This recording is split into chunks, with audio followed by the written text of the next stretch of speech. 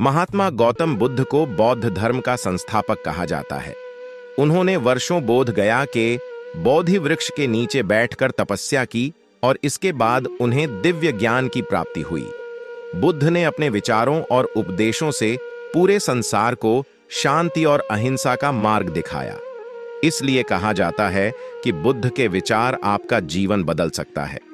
बुद्ध की आज की अमृतवाणी में आपको बताएंगे गौतम बुद्ध से जुड़ी एक ऐसी कहानी के बारे में जिससे आपके जीवन में खुशियां ही खुशियां रहेंगी, क्योंकि बुद्ध का मानना है कि यह पूरी तरह से आप पर ही निर्भर करता है कि आप खुशी या गम क्या लेना पसंद करते हैं।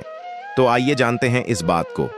एक बार बुद्ध एक गांव से गुजर रहे थे, लेकिन उस गांव में लोगों के बीच गौतम बुद्ध को लेकर गलत धारणा थी, जिस कारण वो बुद्ध को अपना दुश्मन मानते थे। जब उस गांव में बुद्ध आए तो गांव वाले उन्हें बहुत भला बुरा कहने लगे और बधुआएं देने लगे, लेकिन इसके बावजूद भी बुद्ध गांव वालों की बात शांति से और मुस्कुराकर चुपचाप सुनते रहे।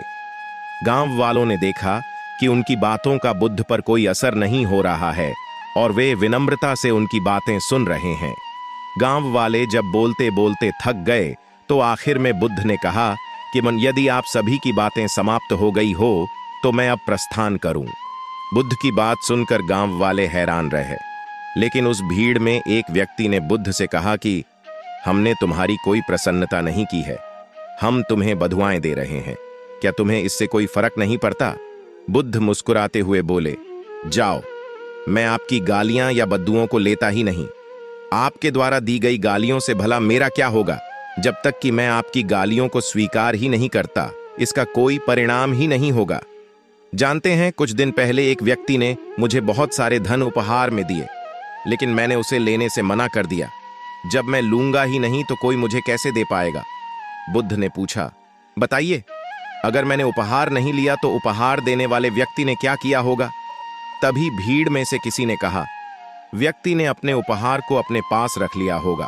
बुद्ध ने कहा, मुझे आप सब पर इसलिए दया आती है क्योंकि मैं आपकी इन गालियों को लेने में असमर्थ हूं और आपकी ये गालियां आपके पास ही रह जाएंगी। सीख, कहानी से सीख। भगवान गौतम बुद्ध के जीवन से जुड़ी इस कहानी से यह सीख मिलती है कि हम अक्सर अपने दुखों का कारण दूसरों को समझते हैं, लेकिन असल में यह हम पर ही निर्भर करता है कि हम वास्तव में क्या लेना चाहते हैं, खुशी या गम, उदासी या मुस्कान।